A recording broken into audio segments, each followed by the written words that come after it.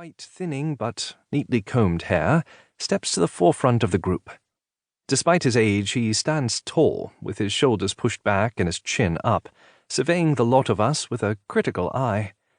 If I were to judge based on looks and demeanor alone, I don't think I will much care for this man.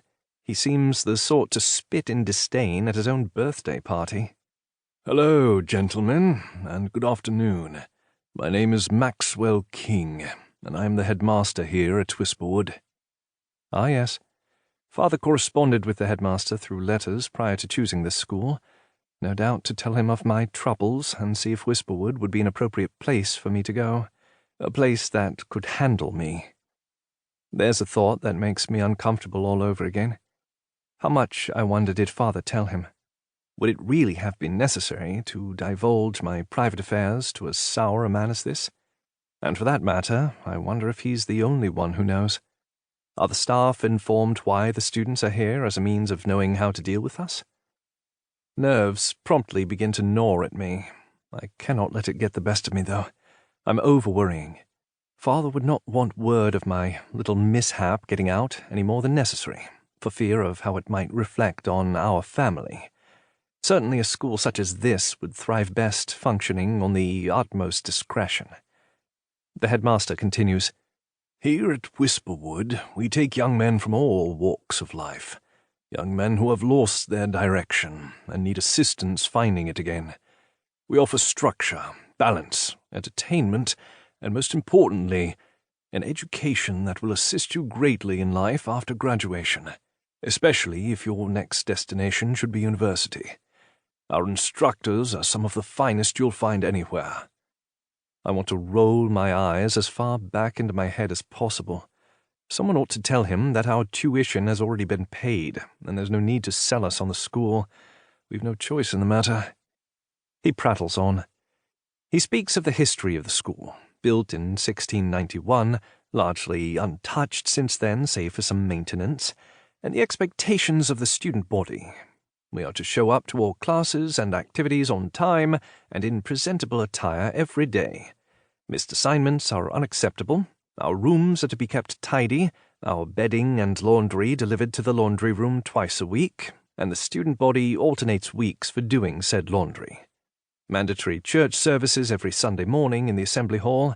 A 10 o'clock curfew is strictly enforced. Above all else, Mr. King wishes to instill upon us the blessing of this opportunity we've been given. Hardly a blessing. Our parents are paying out of their asses for it. Whisperwood, he says, is our chance for redemption. That statement on its own solidifies my thought that he is a most unpleasant man, and I want to do all that I can to steer clear of him. After his lengthy and self-serving speech has concluded, another neatly dressed gentleman takes his place and begins barking out orders. "New fourth years, head to the hall down your left and you'll be instructed where to go. Third years upstairs to the left, second years, surnames A through G." I begin inching my way through the crowd to venture upstairs, which is significantly less crowded. The bulk of students are, in fact, second and first years who must be split up because there are too many to shuffle into one classroom. The third years, like myself, however, are only 6 in number, and we all navigate easily into the room we're directed to. A classroom in the dipping sunlight is a bit eerie. The windows are open, helping to air out the stuffiness, but allowing in the cold along with it, and the sunset outside casts everything in a warm, haunting light. There are enough desks for maybe 40 students, give or take. I have a seat at one of them, suitcase beside me, and steal a look at the other third years who appear just as out of place as I do.